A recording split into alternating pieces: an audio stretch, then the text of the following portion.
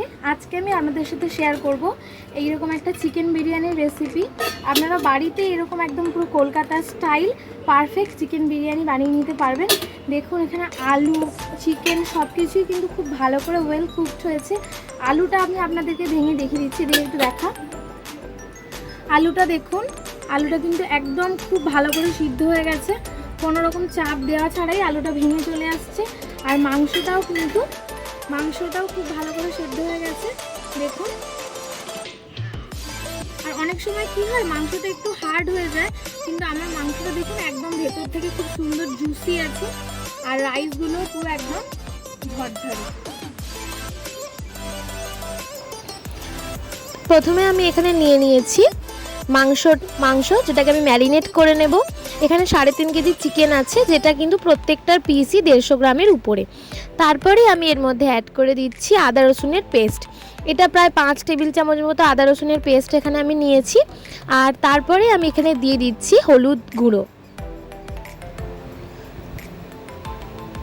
এরপরেই আমি এখানে দিয়ে দিতে হবে শুকনো লঙ্কার গুঁড়ো। লঙ্কাটা আপনার যে যা স্বাদ অনুযায়ী দেবেন। আর তারপরে আমি এখানে অ্যাড করে দিলাম পরিমাণ মতো লবণ দেওয়া হয়ে গেলে এর মধ্যে আমি দিয়ে দিচ্ছি টক দই আমি এখানে 200 গ্রাম নিয়ে নিয়েছি। আর দেখবেন দইটা যেন বেশি টক না হয়, সেরকমই দই এখানে ইউজ করবেন। এরপরে আমি এখানে দিয়ে দিলাম পরিমাণ মতো বিরিয়ানি মশলা। এটা প্রায় 2 টেবিল চামচ মতো আমি এখানে দিয়ে দিয়েছি। আর এই বিরিয়ানি মশলার লিঙ্কটা কিন্তু আমার চ্যানেলে রয়েছে, এটা আমি ডেসক্রিপশন বক্সে দিয়ে দেবো, আপনারা চাইলে সেখান থেকে চেক করে নিতে পারেন। তারপরে আমি এখানে দিয়ে দিলাম 7 থেকে 8টা গোটা কাঁচা লঙ্কা, আর 1 টেবিল স্পুন হচ্ছে রিফাইন অয়েল, আর তার সাথে দিয়ে দিলাম মিঠা আতর কয়েক ড্রপ। দেওয়া হয়ে গেলে মাংসটাকে আমাদেরকে ভালো করে হাত দিয়ে মেখে নিতে হবে, যাতে প্রত্যেকটা মশলা মাংসের সাথে ভালো করে মিশে যায়। আর এই বিরিয়ানির মাংসটা কিন্তু যতক্ষণ আমরা বেশি ম্যারিনেট করে রাখতে পারবো, মাংসের টেস্টটা কিন্তু ততই ভালো হবে। আমি এখানে বলবো আপনারা মিনিমাম 1 ঘন্টা মাংসটাকে ম্যারিনেট করে রাখবেন। তারপরে আমি এর মধ্যে দিয়ে দিলাম 2 টেবিল চামচ ঘি।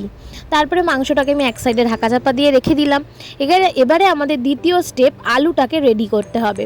তো আলুর মধ্যে আমি দিয়ে দিয়েছি পরিমাণ মতো লবণ আর একটু ফুড কালার। এটাকে মিশিয়ে নেওয়ার পরে এবার আমি এটাকে সাইড করে রেখে দেব। আর এদিকে আমি গ্যাসের মধ্যে কড়ায় তেল গরম করে নিয়েছি। তেলটা গরম হয়ে গেলে আমরা এখানে পেঁয়াজের বেরেস্তাটা রেডি করে নেব। দেখুন তেলটা গরম হয়ে গেছে। এবারে আমি এই সরু সরু করে কেটে রাখা পেঁয়াজগুলোকে তেলের মধ্যে দিয়ে দিলাম। আর এই বেরেস্তাটা কিন্তু একটা ইম্পর্টেন্ট পার্ট বিরিয়ানির। বেরেস্তাটা কিন্তু আপনাদেরকে একটু সময় নিয়েই ভাজতে হবে। গ্যাসের ফ্লেমটা সবসময় হাই রাখবেন। এবং দেখুন এইরকমই যখন গোল্ডেন ব্রাউন করে পেঁয়াজটা ভাজা হয়ে যাবে, তখনই বুঝবেন যে বেরেস্তাটা রেডি হয়ে গেছে। আর রেডি হয়ে যাওয়ার পরে কিন্তু একদমই সময় নষ্ট না করে তাড়াতাড়ি কিন্তু এটা আপনারা তুলে ফেলবেন, কারণ পেঁয়াজ কিন্তু খুব তাড়াতাড়ি পুড়ে যায়। তো এটাকে তাড়াতাড়ি আপনাদেরকে কড়াই থেকে এরকম অবস্থায় তুলে ফেলতে হবে। আর এটাকে তুলে নেওয়ার পরে কিছুক্ষণ রেস্টে রেখে দেব। তারপরে ওই পেঁয়াজ ভাজা তেলের মধ্যে আমি ওই যে মাখিয়ে রাখা আলুগুলোকে কড়ার মধ্যে দিয়ে দিলাম।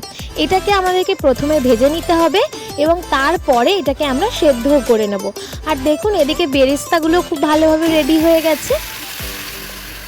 এইবারে দেখুন আলুগুলো ভাজা ভাজা হয়ে যাওয়ার পরে আমি এর মধ্যে কিছুটা জল অ্যাড করে দিলাম, যাতে আলুগুলো ভালোভাবে সেদ্ধ হয়ে যায় আর আলুগুলো ভেতর থেকে কাঁচা না থেকে যায়। বিরিয়ানির আলুটা কিন্তু আমাদের সবারই পছন্দের, তাই না? তো আলুটা কিন্তু খুব ভালোভাবে সেদ্ধ হওয়া চাই। এইবারে এর মধ্যে আমি দিয়ে দিলাম পরিমাণ মতো লবণ আর একটু মিঠা আতর, যাতে আলুর টেস্টটা খুব সুন্দর হয় খাওয়ার সময়। দেখুন আমাদের আলুটা একদম রেডি হয়ে গেছে। এটাকে আমি প্রায় 10 মিনিট মতো ঢাকা চাপা দিয়ে সেদ্ধ করে নিয়েছি একদম লো ফ্লেমে। এবারে আমি আলুগুলোকে এই জল থেকে তুলে এক সাইডে রেখে দেব। আলুগুলো তোলা হয়ে গেছে। ওই একই কড়াইয়ের মধ্যে আমি পেঁয়াজ ভাজার তেল দিয়ে দিলাম। আর আমাদের মাংসটাও খুব ভালোভাবে ম্যারিনেটেড হয়ে গেছে। এবারে আমি এই গরম তেলের মধ্যে দিয়ে দিচ্ছি 2 চামচ ঘি, আর তার সাথে কিছু গোটা মশলা যেমন এলাচ, লবঙ্গ, দারচিনি আর একটু সাজিরে। এটা ফোড়নে দেওয়া হয়ে গেল। এবার আমি এর মধ্যে মাংসগুলোকে তেলের মধ্যে ছেড়ে দেব। প্রথমে আপনারা মাংসগুলোকে দেবেন, তারপরে উপর থেকে পুরো মশলাটাই আপনারা এর মধ্যে অ্যাড করে দেবেন।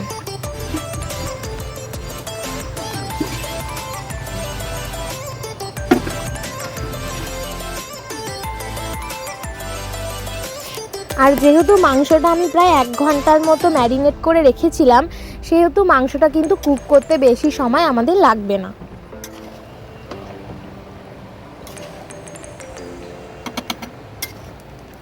প্রথমে 5 থেকে 7 মিনিট মাংসটাকে আমি ভালো করে হাই ফ্লেমে কষে নেওয়ার পরে এটা কিছুক্ষণের জন্য ঢাকা চাপা দিয়ে হতে দেব। দেখুন আবারও কিছুক্ষণ পরে আমি ঢাকাটাকে খুলে নিয়েছি, আর চিকেন থেকে কতটা পরিমাণে জল ছেড়ে দিয়েছে। বিরিয়ানি চিকেনে কিন্তু কখনো আপনারা জল ইউজ করবেন না। চিকেন থেকে যে জলটা বেরোবে সেটা দিয়েই মাংসটা পুরোটা ভালোভাবে কুক হয়ে যাবে। দেখুন আমার চিকেন থেকে পুরোপুরিভাবে জল ছেড়ে দিয়েছে। আমি আবারও গ্যাসের ফ্লেমটাকে একটু বাড়িয়ে দিলাম এবং চিকেনটাকে আবারও একটু কষে নিচ্ছি।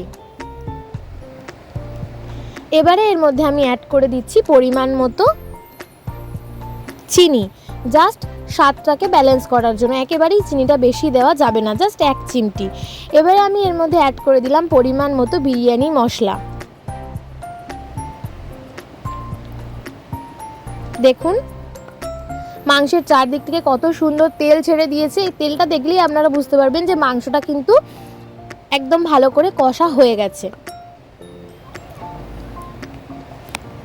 লাস্টে আমি এখানে নামানোর আগে দিয়ে দেব শাহি গরম মশলার গুঁড়ো, যেটা মাংসের টেস্টটাকে অনেকটাই বাড়িয়ে দেয়। আর তারপর আমি এখানে দিয়ে দিচ্ছি 1 ছিপি গোলাপ জল, আর তার সাথেই আমি দিয়ে দেবো 1 ছিপি কেওড়া জল, একটু মিঠা আতর, আর আমি দিয়ে দেব কয়েক ড্রপ মিঠা আতর।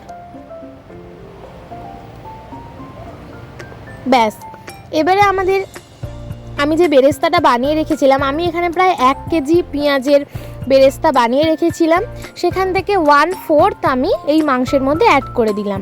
দিয়ে আবারও আমরা এই পেঁয়াজটাকে ভালো করে মাংসের সাথে মিশিয়ে দেব। দেখুন আমাদের চিকেনটা অলমোস্ট রেডি। এটার জুসটা একটু কমে গেলেই আমি এটাকে কড়া থেকে নামিয়ে নিয়ে রেখে দেব। নামানোর আগে আমি আবারও দিয়ে দিলাম কিছুটা বিরিয়ানি মশলা। এবারে আমি এটাকে এক সাইডে রেখে ভাতটা বসিয়ে দেব।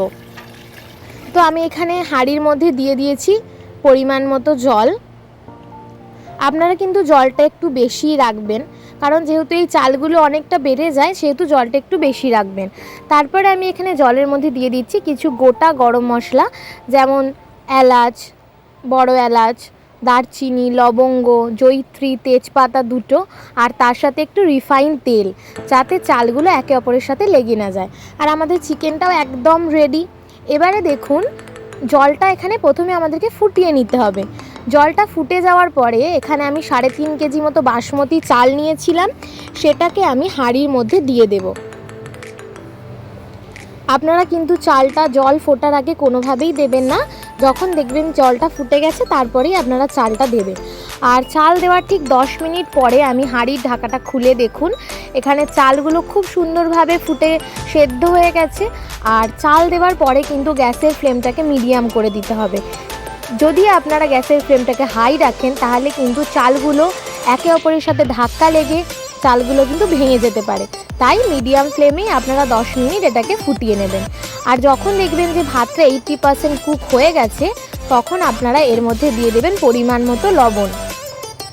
লবণটা এমনই দেবেন যাতে পুরো জলটা নুন হয়ে যায়। দেখুন আমাদের চালটা 80% কুক হয়ে গেছে। এবারে আমি এটাকে হাঁড়ি থেকে ভালো করে নামিয়ে ফ্যানটাকে ঝরিয়ে নিয়েছি। আর আমাদের ভাতগুলো খুবই সুন্দর ঝরঝরে হয়ে গেছে, দেখতে পাচ্ছেন। যেহেতু আমি অনেকটা পরিমাণে চাল নিয়েছি, তাই আমি এটাকে একটা বড় গামলার মধ্যে ঢেলে নিলাম, যেটাতে আমি বিরিয়ানিটাকে সাজাবো। সেই গামলার মধ্যে আমি চালটাকে আগে থেকে ঢেলে নিলাম। এইবারে আমাদেরকে কাজ করতে হবে আমাদের 4th স্টেপ, যেখানে আমরা একটুখানি গরম দুধের মধ্যে সামান্য 1 চিমটি ফুড কালার দিয়ে একটা দুধের মিশ্রণ বানিয়ে রাখবো। তারপরে আমাদেরকে একটা বাটির মধ্যে এসেন্সগুলোকে মিক্স করে নিতে হবে। যেখানে আমি নিয়েছি গোলাপ জল 8 চামচ, কেওড়া জল 8 চামচ, আর মিঠা আতর কয়েক ড্রপ। এই এসেন্সগুলো যদি আমরা আগে থেকেই বাটির মধ্যে মিশিয়ে রাখি, তাহলে কিন্তু বিরিয়ানিতে দেওয়ার সময় সমস্ত এসেন্সগুলোই চারিদিকে সমানভাবে আমরা ছড়িয়ে ছড়িয়ে দিতে পারবো। তো চলুন এবারে আমাদের একদম লাস্ট স্টেপে আমরা পৌঁছে গেছি, যেখানে আমরা গামলার মধ্যে দিয়ে দিলাম 3 চামচ ঘি। আর ওই যে মাংসের উপরে যে তেলগুলো ভেসে উঠেছিল সেই তেলগুলো আমি আলাদা করে বাটিতে তুলে নিয়েছিলাম, সেই তেলেরই অর্ধেকটা আমি এখানে দিয়ে দিলাম সাজানোর জন্য। এরপরে আমি এখানে দিয়ে দিচ্ছি মশলা দুধ। মশলা দুধ মানে হচ্ছে আমি এখানে দুধের মধ্যে বিরিয়ানি মশলা 1 চামচ দিয়ে গুলে রেখেছিলাম, সেই দুধটাই আমি এর মধ্যে দিয়ে দিলাম।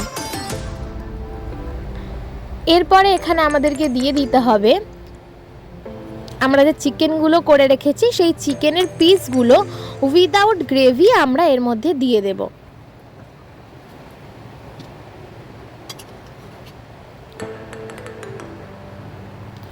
চিকেনগুলো দেখুন খুব সুন্দরভাবে সাজানো হয়ে গেছে। এরপরে এর মধ্যে আমি ছড়িয়ে দিচ্ছি বিরিয়ানির মশলা।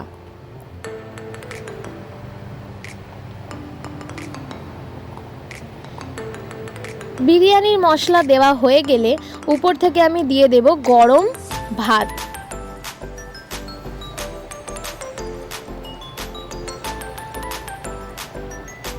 আমার এই রেসিপিটা যদি আপনাদের ভালো লেগে থাকে তাহলে অবশ্যই চ্যানেলটাকে সাবস্ক্রাইব করে দেবেন, যাতে আরও সুন্দর সুন্দর ভিডিও আমি আপনাদের কাছে পৌঁছে দিতে পারি। তো তারপরেই আমাদের এই ভাতের মধ্যে দিয়ে দিতে হবে আলু। আলুটা কিন্তু আপনারা কখনোই যেই পাত্রেই সাজান না কেন তার একদম ধার বরাবর দেবেন না, তাহলে আপনারা যখন বিরিয়ানিটা কাটতে যাবেন তখন কিন্তু আলুগুলো কেটে যাবে আর গোটা থাকবে না। তাই বিরিয়ানির আলুগুলোকে সবসময় মাঝখানে দেওয়ার চেষ্টা করবেন। আলু দেওয়া হয়ে গেল, এবারে এর মধ্যে আমরা দিয়ে দিচ্ছি চিকেন, আর তারপরে আমরা এর উপর দিয়ে ছড়িয়ে দেবো ঘি 3 চামচ।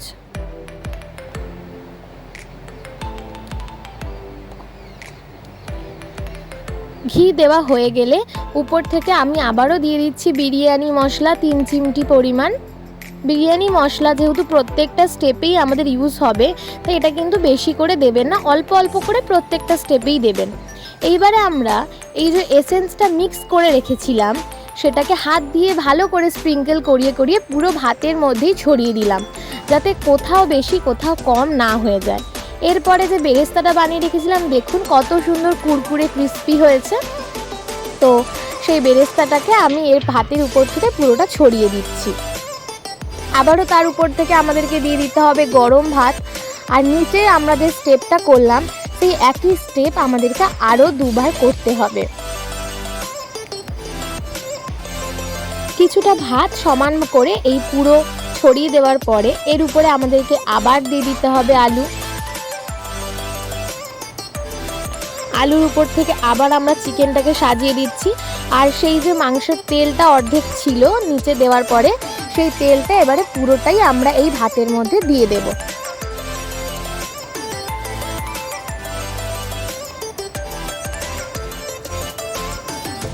আর যে চিকেনের গ্রেভিটা আমাদের এক্সট্রা ছিল সেটাও আমরা এই স্টেপে দিয়ে দিলাম।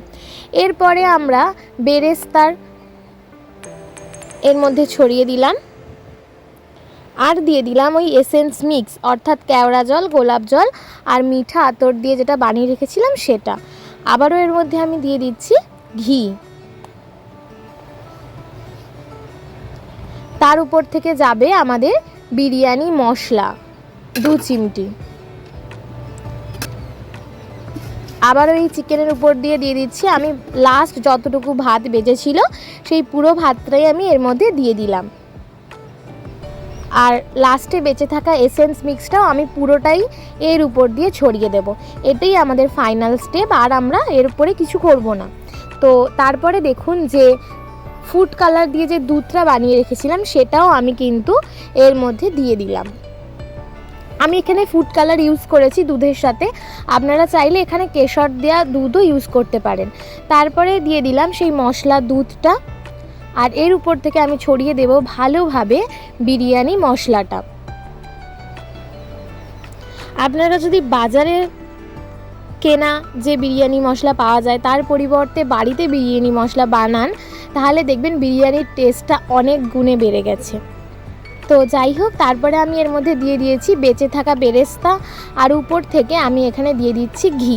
এই পুরো সাজানোর প্রসেসে আমি ইউজ করেছি 200 গ্রাম ঘি।